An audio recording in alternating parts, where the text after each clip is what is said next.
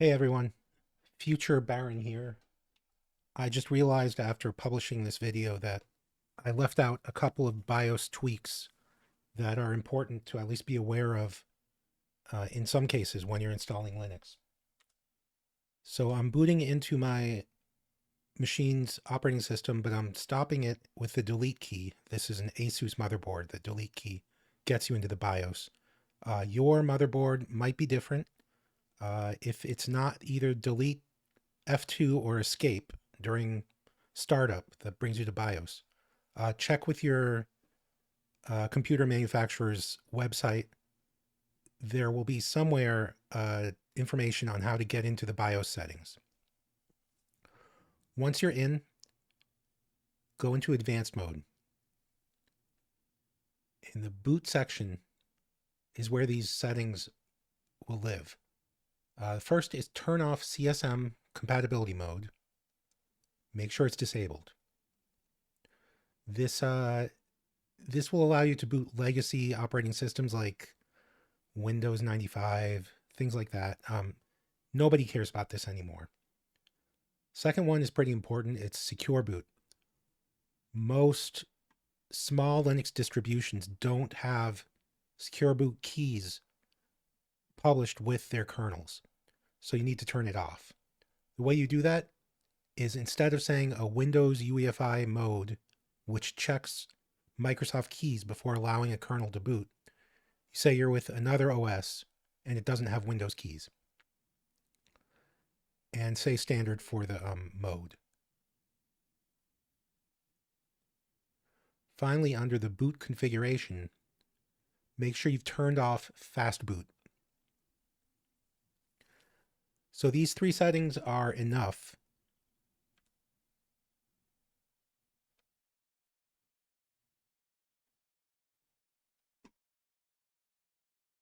And all you do at this point is exit and save changes. All right, on to the rest of the video. Hey, what's up everyone? Linux Baron here. I'm going to be showing you how to install Linux onto the same disk as Windows. This way you can dual boot, switch between the two.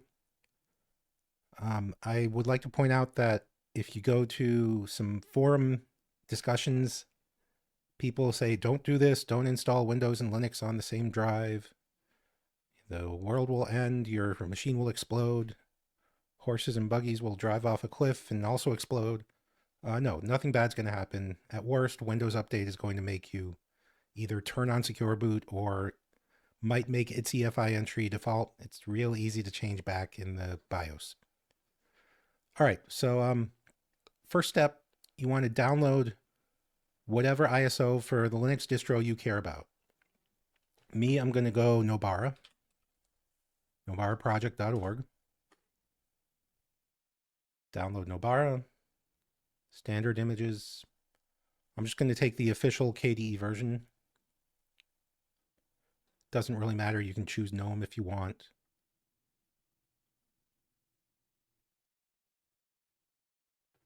And I'll fast forward through this so that you don't have to sit through 3 minutes of download.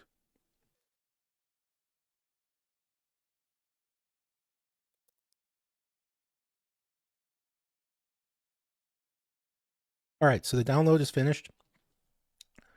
We've now got this ISO file, but that's not going to do us much good until we have a way of putting it onto a USB flash drive. The way I'm going to show to do this is using a tool called Ventoy. The reason Ventoy is superior, in my opinion, is that it allows you to take a single flash drive and put multiple ISOs simultaneously on it. So you can boot a Linux installer, you can boot a Windows installer, you can boot Clonezilla, you can boot other utilities from the same flash drive without having to constantly rewrite and then delete and rewrite and delete.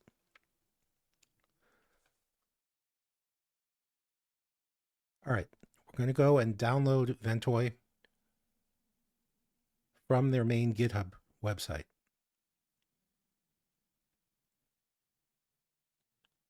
I scroll down to releases, pick the latest one.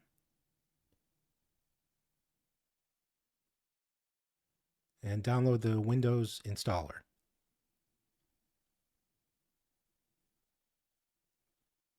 There it is. And let's extract it.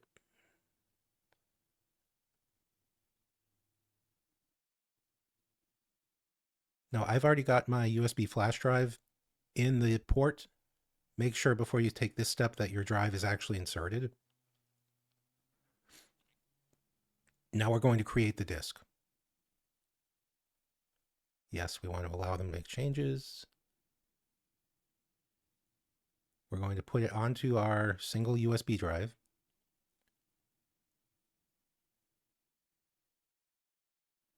We're going to say install.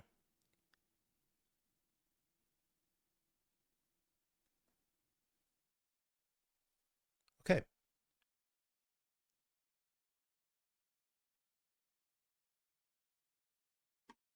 And just for sanity's sake, I'm going to eject this disk.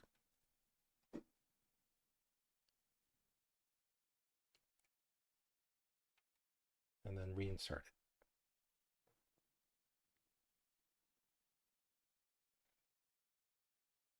it. Okay.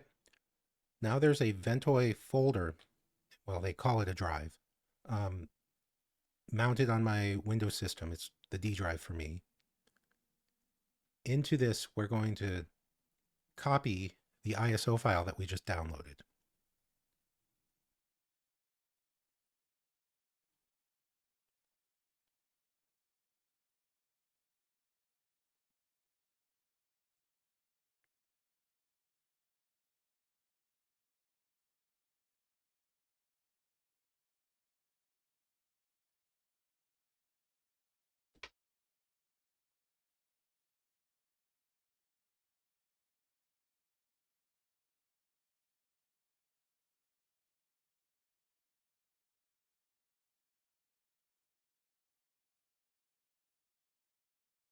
All right.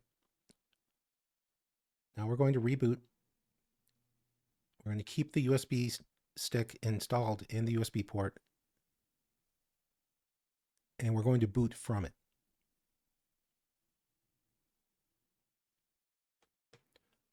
You might need to go into your BIOS boot screen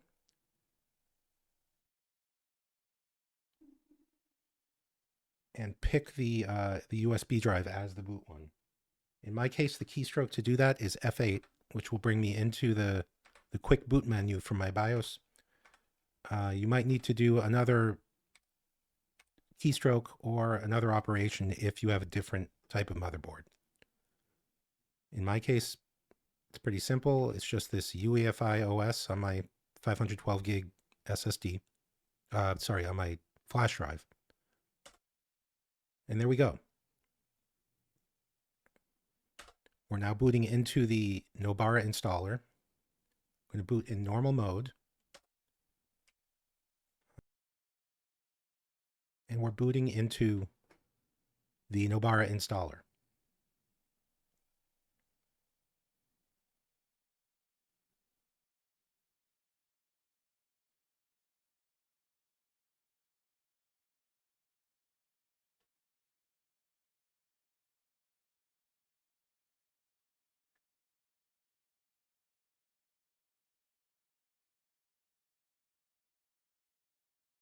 And we're in.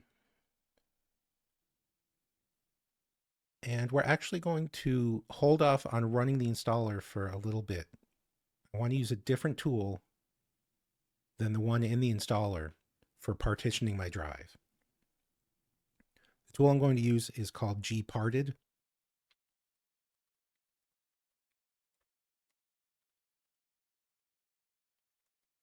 I'm installing it into the RAM-only file system that the installer uses. This doesn't touch my drive doing this install.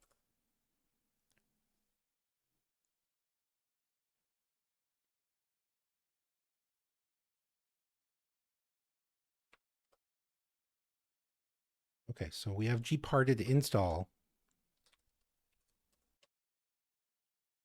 Okay, we're going to use the gparted tool now to make some space for the Linux install on our Windows drive. I'm going to select the drive. It's a 1 terabyte in my case. And as you can see, the entire drive is taken up by FAT32 EFI boot partition and the main Windows drive. Let's resize this a little bit. Let's take about half for Windows and leave the other half for Linux.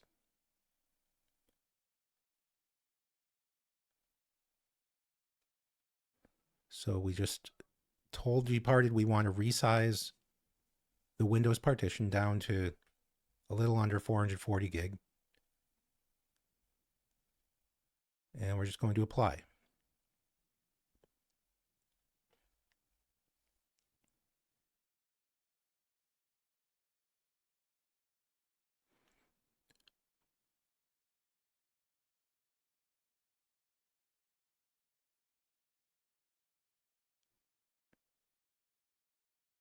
Okay, we're going through the installer right now.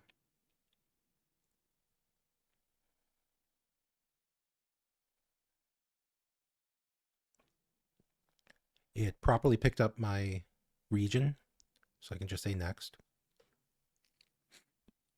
The defaults seem pretty good for me. An English US keyboard, default layout. Feel free to change to whatever keyboard and layout you have.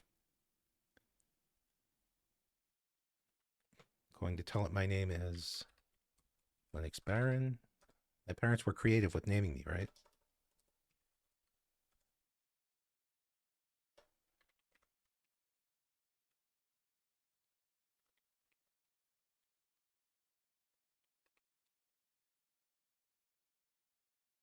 I want to use the same password for my root as for my normal user.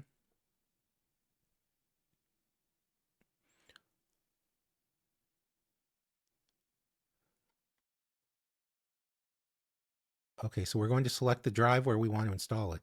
In my case, it's this Windows drive.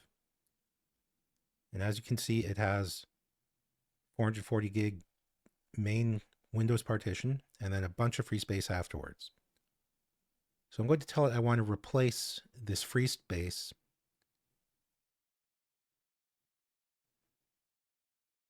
with my Linux install.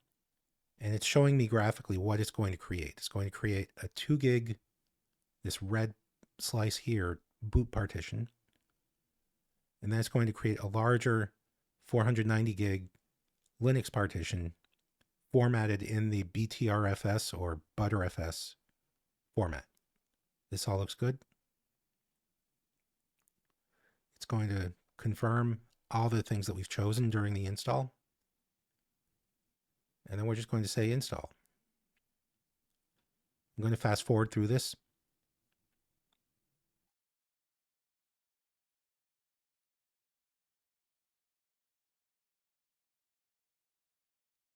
All right, the install is done. I'm going to tell it I want to restart now. And as it's rebooting, I'm going to pull out the USB drive since I don't need it anymore, at least for now.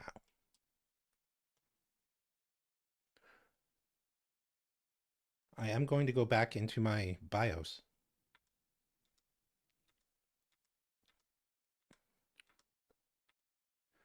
and make sure that my new Fedora, well, that's what Nobar is based on, is Fedora. I'm going to make that bootloader my primary one.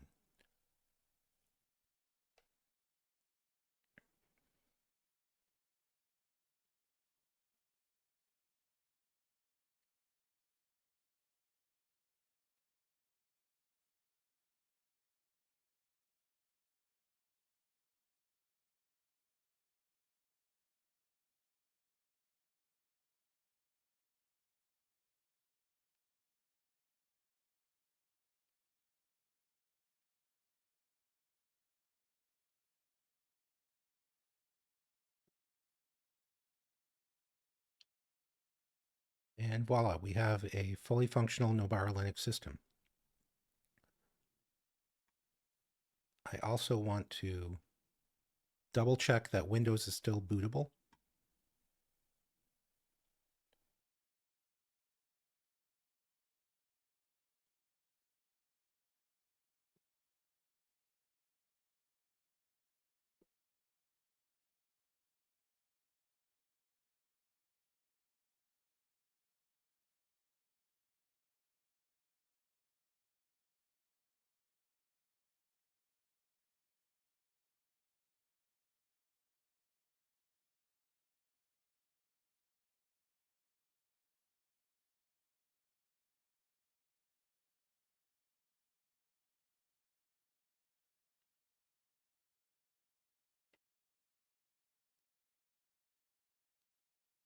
And sure enough, here we are, back into Windows.